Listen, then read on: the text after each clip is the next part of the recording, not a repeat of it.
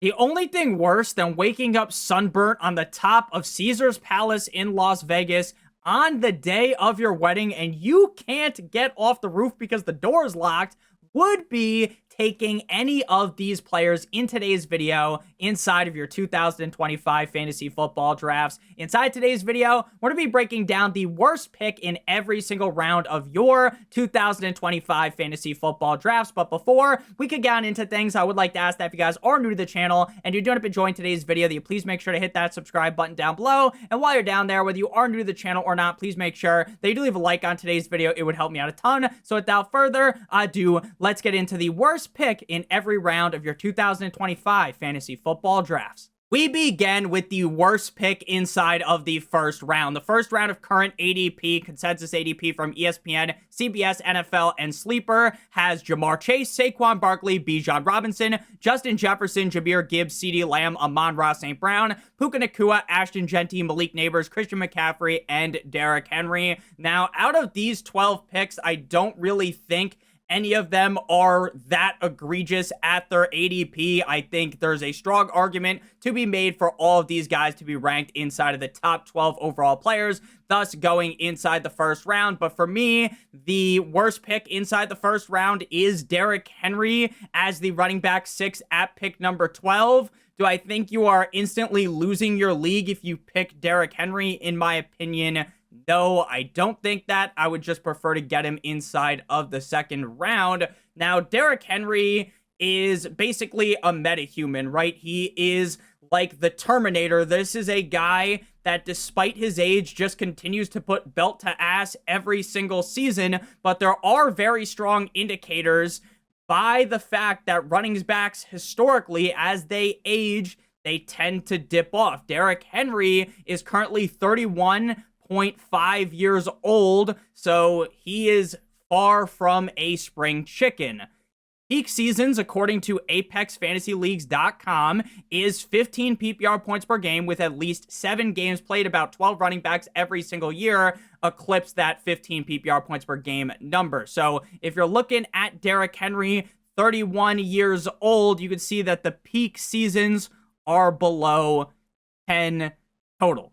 So Derrick Henry, again, he's an anomaly. He's a fucking beast. He could stiff arm you straight to Middle Earth. He is on one of the most run-heavy offenses in the National Football League. But the fact that he is getting older definitely should worry you at least a little bit. And that is really the strongest argument against him. Running back fantasy performances by chronological age, PPR points compared to players' career baseline averages, 31 years old, 47.5.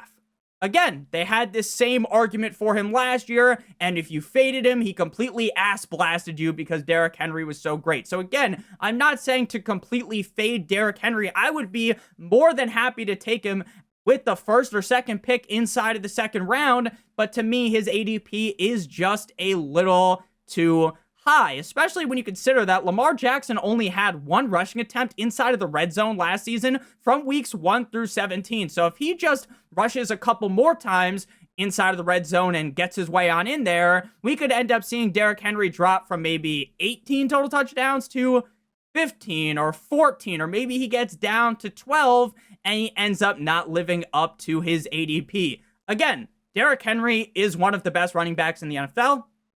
And he is on one of the, if not the most run-heavy offense in the NFL. He was still uber efficient last season, 2nd in true yards per carry, 3rd in yards per touch, 1st in explosive rating, 8th in dominator rating, and 2nd in game script.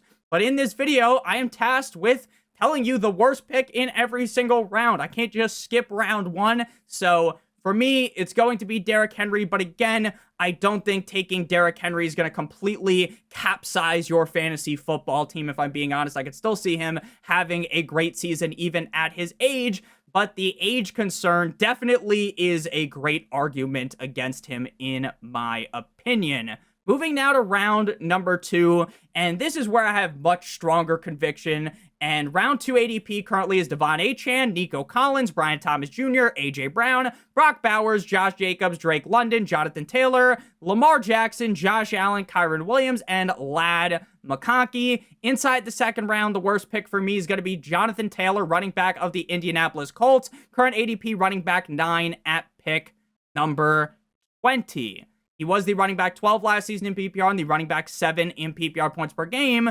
But I will tell you that if you had Jonathan Taylor, JT, last season, it certainly didn't feel like you got what you drafted until the playoffs, right? If you made it to the playoffs with Jonathan Taylor, you more than likely won your league because this guy went absolutely fucking beast mode, Marshawn Lynch style, in the final 3 games of the season. His first 11 games of the season versus the final 3 is absolutely crazy. In the first 11 games he played on the season, 14.03 PPR points per game. He doubled that. He more than doubled that with 30.8 PPR points per game through the final 3 games of the season. His rushing attempts went up drastically from 18.91 to 31.67, and he was averaging 2 rushing touchdowns per game in that 3-game stretch. So Jonathan Taylor was a league winner. The last thing you remember from Jonathan Taylor was him putting belt to ass to defenses, was him potentially being the reason why you won your fantasy football championship. So I fully understand why people like drafting him. But again, we got to put the first 11 games into context as well. And those first 11 games were not very good. He only played in 14 games last season. He missed 3 games with a high ankle sprain. Over his NFL career, the man has missed 13 games due to ankle injury since he has been in the NFL since 2020. Since 2020, he has played in 5 NFL seasons. He has only played 1 season with 17 total games, and that was back in 2021 when he was on top of the world. He was like Godzilla, like King Kong on top of the Empire State Building. In terms of average games played over the last 3 seasons for some major running backs for 2025, Jonathan Taylor averages 12 games per season through the last 3 years, 2024, 2023, and 2022. Now, I'm as much of a doctor as Johnny Sins, and I'm not going to sit here and say, I do declare it's a guarantee that Jonathan Taylor gets hurt, right? That would be absolutely insane in the membrane to say, because again, I'm not a fucking doctor. Shout out Manuel Ferreira. But I do kind of worry about his injury-riddled past, especially since the guy really only got hot for 3 games last season. In terms of efficiency, he was 24th in true yards per carry, 3rd in dominator rating, 9th in explosive rating. The quarterback room of the Colts is still incredibly suspect. Anthony Richardson is apparently lighting it up Ghost Rider style in practice, in training camp. Let's see how that ends up working the NFL season. I'm a big fan of Anthony Richardson, but frankly, that guy has just been screwing us over for years in a row now. Why truly believe in him? The offensive line is good. I do believe in Shane Steichen, but again, 3 games out of 14 where he looks so incredible does definitely concern me. And the biggest concern for me is really just the ADP, right? If Jonathan Taylor was going inside of the 3rd round, I would be all over him like white on rice, but he goes at pick number 20. In terms of my running back rankings, I have him ranked as the RB number 11. They have him ADP running back 9. I have guys like Bucky Irving and Chase Brown ranked ahead of him. And both of those guys go behind him right now, so I just can't justify picking Jonathan Taylor. I know the guy's an incredible athlete. I get it, but there are reasons to be concerned. The injury concerns are big, plus the facts are the facts. He just really didn't do much until the end of the season. In round number 3, we got James Cook, running back of the Buffalo Bills, ADP running back 13 at pick number 30. The ADP in this round, the other guys we could have chosen from: Trey McBride, Bucky Irving, T. Higgins, Chase Brown, Tyreek Hill, James Cook, Jaden Stormy Daniels, Jackson Smith-Njigba, Garrett Wilson, Terry McLaurin, Breece Hall, and George Kittle. Now, last season, if you were a subscriber or just someone that stumbled upon my YouTube channel, you would have seen me just glazing James Cook, metaphorically slobbing on his knob like it's corn on the cob. I was all over James Cook last season. I absolutely loved him. I said, you know what? He looked good in 2023, but he only scored 6 total touchdowns. So maybe things will change. Only 3 total touchdowns in 2022. What if he just gets a little bit more lucky? And that is exactly what happened. He was up all night to get lucky, like that Robin Thicke song, and he scored 18 total touchdowns. Right? That's awesome. That's great. But he scored 18 total touchdowns and was only the running back number 11 in points per game. Running back 8 on the season, scoring 18 total touchdowns. That's cool. Based on where you drafted him, you got a steal. You felt like a genius. You were like, Nick, you're so great. Thank you so much. And I appreciate that, right? But, and this is a big but, shout out to Violet Myers, in my opinion, the likelihood of him scoring 18 total touchdowns again is very, very unlikely, especially when you consider the fact that the motherfucker only played 49.2% of the snaps for the Buffalo Bills last season, ranking 35th at the running back position. And this guy doesn't have, in my opinion, the prototypical build of a guy that's scoring 18 touchdowns, right? He is not built like a behemoth like Derrick Henry, right? He's not built like Saquon Barkley. He's 5'11", 199 pounds. Again, is James Cook some little bitch that can't score touchdowns? No, but they also have Josh Allen there who's going to be scoring rushing touchdowns. So to me, the fact that he scored 18 total touchdowns on sub 50% snap share is a great indication that that number is going to regress and he is going to fall outside the top 12 at the running back position. And you're basically drafting him at that as the running back 13, which to me indicates a clear fade for him this season. I'm glad I drafted him last year, but the facts are facts. He isn't even that much of a target hog. 38 targets last year, 32nd at the running back position, playing in 16 of 17 games. So to me, I'm staying clear away from James Cook this season. We now move to round number 4. The ADP right now is Jalen Hurts, Devontae Adams, Joe Burrow, Mike Evans, Kenneth Walker III, Marvin Harrison Jr., Alvin Kamara, Rashee Rice, Omarion Hampton, Chuba Hubbard, Joe Mixon, and Sam Laporta. Now, I was thinking about making Rashee Rice the worst pick inside of this round, but we still don't actually know what the suspension length is going to be for Rashee Rice. I don't know why this takes so long, but it always does. I think it's anywhere from 3 to 6 games. We shall see what they do, and then we want to adjust. But right now, if we're being real, in the 4th round, I am not drafting Rashee Rice because of that. Now, the guy that we are going to be talking about in this round is going to be Joe Mixon. Now, I have been a Joe Mixon fantasy lover for years. I love what Joe Mixon does on the field when he is healthy, right? This is a guy that has had 4 straight top 12 point per game finishes, and it easily could have been 5 straight if he played in more games back in 2020, where he only played in 6 games. So the guy has been very, very, very, very consistent. But right now, he is banged up. And we talk about this all the time. In fantasy football, the injuries are going to find you. You're going to be walking down the alleyway. The fucking tickle monster is going to jump on you and tickle you and rough you up. And you're going to get screwed over by injuries. It happens every single year. So why go into your fantasy season chasing the injuries down, drafting the injured players? I just don't get it. Now, if he falls to a point, right, we're in the 4th round right now. If he's going in the 7th round, then go right ahead and take him, because there is a chance he's available in week 1. Running back Joe Mixon, according to Ian Rappaport, who is on the non-football injury list, is expected to be out an extended period of time with a frustrating foot injury. Sources say the Pro Bowler is coming off a 1,000-yard season and will be reevaluated closer to the start of the season.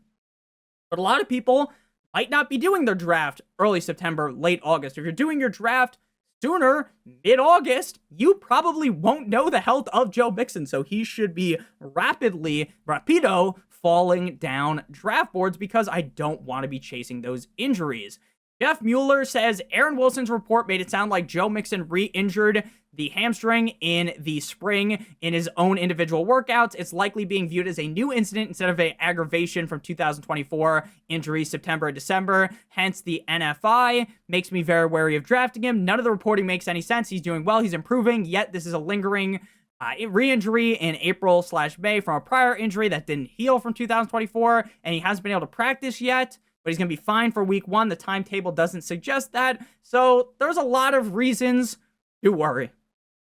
Too many reasons to draft him in the 4th round. Again, when he falls down draft boards, that's when it's fine taking the risk, right? Because my 4th round draft pick, I want him to be in my lineup week 1, right?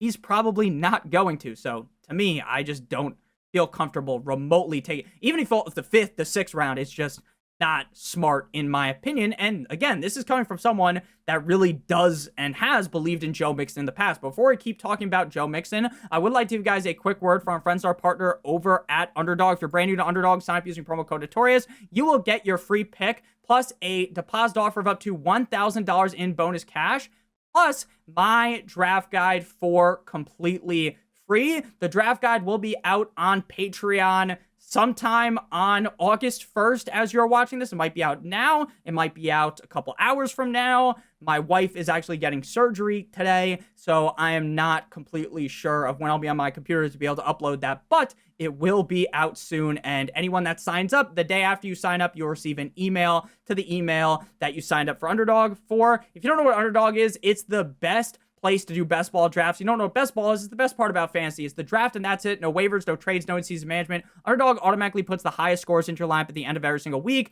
Their biggest contest, Best Ball Mania, $25 to enter, $2 million to first place, $15 million in total prize. Make sure you guys sign up using promo code Notorious to get that free pick, the deposit offer, plus my draft guide for completely free. So back on into things here with Joe Mixon.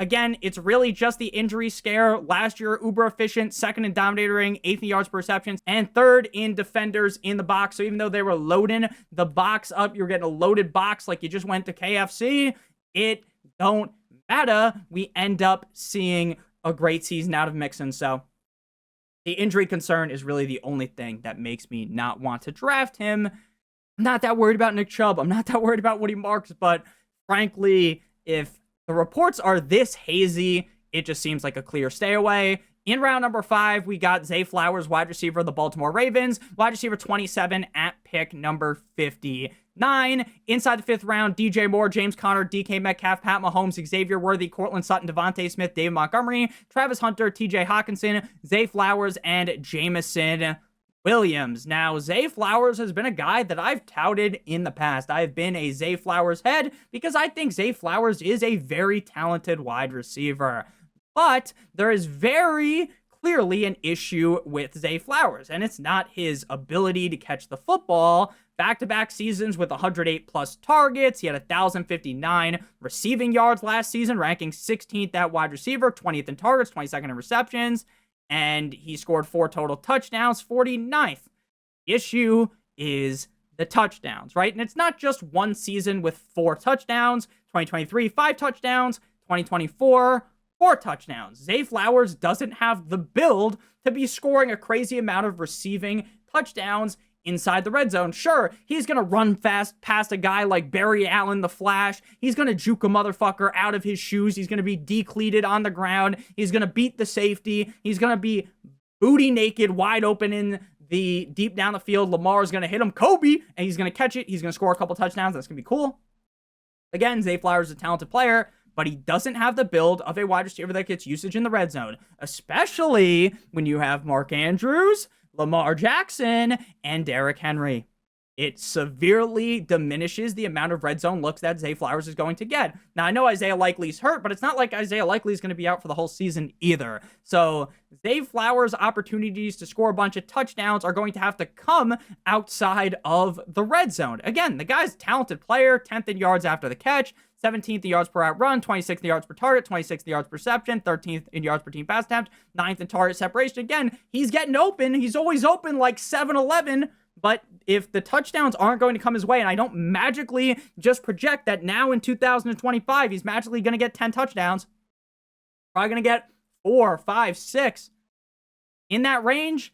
I don't see him smashing, being the reason why I win my league, right? I don't even see him really finishing as a top 24 wide receiver. So as the wide receiver 27 off the board inside of the 5th round, to me, that's a no-go. And again, the Ravens are the 2nd most run-heavy team in the NFL. Last season, in terms of team pass play percentage, they ranked 31st, 46.45% of the time they throw the ball. The only team that passed the ball less was the Philadelphia Eagles with 43.71%. So, again, it's nothing against the player. It's just the ADP that you're drafting him at with very little touchdown upside. Next up, we move to round number 6. Get your kicks at Route 66. Round 6, in terms of ADP, we got DeAndre Swift, Travis Kelce, RJ Harvey, Travion Henderson, Baker Mayfield, Aaron Jones, George Pickens, Isaiah Pacheco, Calvin Ridley, Ted McMillan, Mark Andrews, and Caleb Johnson. It's going to be Aaron Jones. Now, this hurts as an Aaron Jones truther for years, as someone that has been banging the drum for Aaron Jones like a choir boy. But for me, it seems like this year isn't going to be Aaron Jones as the bell cow back in Minnesota. Now, even at his quote-unquote older age, right? Even though Aaron Jones has been in the NFL since 2017, if he was the bell cow back in Minnesota, I don't give a fuck what you think about J.J. McCarthy. Really doesn't matter. The bell cow back in Minnesota is at least going to return on your investment, right? You drafted him as the running back 25. He's at least going to finish as the running back 25 probably, right? But the problem is they really seem to like Jordan Mason. ESPN's Kevin Seifert reports on July 29th, Vikings running back Jordan Mason received the first snap of Monday's full pads practice with the first team. He discussed a rotation with Aaron Jones, Mason, and Kevin O'Connell, and got the following quotes. "I'm not sure from Aaron Jones. It's going to roll how it's going to roll from Mason." And you can look at it a lot of ways from Kevin O'Connell. Kevin O'Connell's number one back has typically gotten closer to 2/3 of the team snaps, but Seifert says that based on the camp's observations, the split will be closer to 50-50. Vikings coaches have pumped up Mason's ability to catch the balls out of the backfield this offseason, but we're not sure if it's just a seed they're trying to plant in the mind of coaches around the league, or if we should actually believe it. So that doesn't sound the best, right? Now, again, that report, Aaron Jones, Jordan Mason will share a relatively equal workload. Aaron Jones ADP 74.2, Jordan Mason ADP 102.4, that's on Yahoo. Aaron Jones inside the 5-yard line in 2024, 13 carries for -2 yards. Now, early on in Aaron Jones' career, 2021, 2020, 2019, this man scored 10 plus touchdowns in 3 straight seasons. He scored 19 touchdowns in 2019 with the Green Bay Packers, but it's now been 3 straight years with 7 or fewer touchdowns. And in 2023, he only scored 3 touchdowns. Sure, it was only 11 games, but that's not a great indicator that he was going to score 10 touchdowns in that season. And Aaron Jones was definitely a get-fed-the-ball merchant last season. He was getting things done in fantasy because he had the 9th most carries, right? So if the carries reduce, if the targets reduce, if the red zone looks reduced, where a lot of people are talking about how Jordan, the numbers, Mason, what do they mean? It is going to be seeing the red zone looks for the Vikings. It's going to be real cold like Minnesota for Aaron Jones's fantasy value.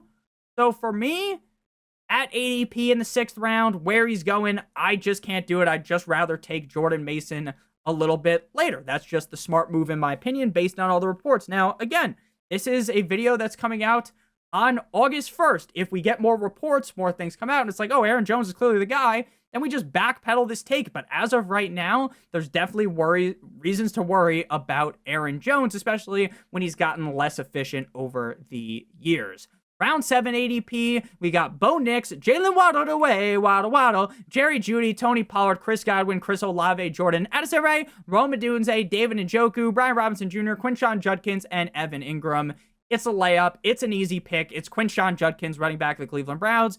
ADP running back 30 at pick 83. He should not be going inside of the 7th round because we have no idea what his suspension is going to be, and the motherfucker hasn't even signed his contract yet.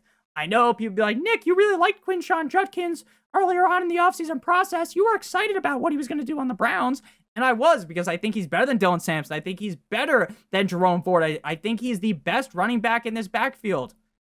But if you're going to let off-the-field issues occur, which he did, a day or two before you report to training camp, you may be fucked.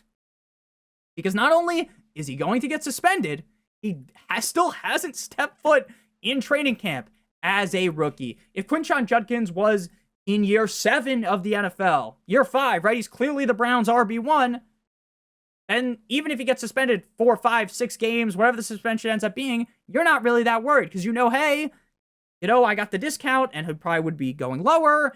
It's fine. I draft him. I know when he comes back, I can play him as my flex. And yeah, that's sound assessment, right? If this was a different running back. But this, the guy that hasn't even signed his contract. Browns owner Jimmy Haslam says that he's cautiously optimistic that Quinshon Judkins will play for the Browns in 2025. Not exactly a good thing for Judkins prospects that the question was asked in the first place, and cautiously optimistic is not an update that offers a lot to be excited about with Judkins' 2025 prospects. The back remains unsigned and awaiting a court date for his domestic battery arrest. Jerome Ford and Dylan Sampson will cobble together a committee without Judkins until he's officially signed. Even then, even without signing, the NFL can impose some sort of discipline on their own. So while this isn't an injury risk, right, he's not hurt, the fact that he hasn't stepped foot in training camp really scares me. He's going to get a suspension, probably. So me, oh my gosh, his tape was so good at Ohio State. I know it was. But right now at this pick, I mean, you're just completely taking any, like, you have to just think he's not getting suspended. You have to just assume everything's going to be fine. You're taking him at this pick. Round 8 ADP is Kyler Murray, Deebo Samuel, Cooper Kupp, Stephon Diggs, Khalil Shakira, Violet Myers' brother, Jacoby, Tyrone Tracy, Jawan Jennings, Cam, I'm a scat man, Jalen Warren, Matthew Golden Scar, and Jonnu Smith. It's Deebo for me. Deebo is the worst pick in round 8. ADP wide receiver 38 at pick 86.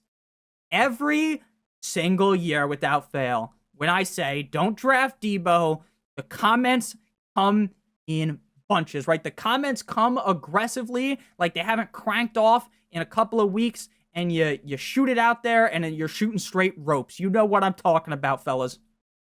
That's what I'm talking about. That's how the comments were coming at me. They would say, pause. They were like, Nick, you're a fucking idiot. Deebo Samuel this, Deebo Samuel that. I got Deebo Samuel's fucking metaphorical wang straight down my throat. I could barely even talk. The shit is doing, you ever seen like Rocky where he does this with the boxing, with the bag, where he's hitting the bag and you go like this? You're basically hitting that fucking dance that the kid hit in front of that boat. That's what they're doing with the guy schlong down their throat every single year. Oh man, I love Deebo Samuel.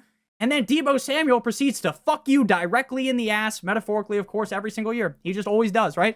But Nick, don't you remember 2021? What carried his huge 2021 season was scoring 8 rushing touchdowns. And the rushing touchdowns, in my opinion, and the rushing opportunities just aren't going to be as bountiful in Washington. They have to feel confident with B-Rob as the goal line back. They have to. That's what he's built for. The man got shot. Okay? He could run the ball on the goal line, okay? I trust him. So, Deebo Samuel last year was a disaster. I told you to avoid him. I said, do not draft Deebo. You are a fool.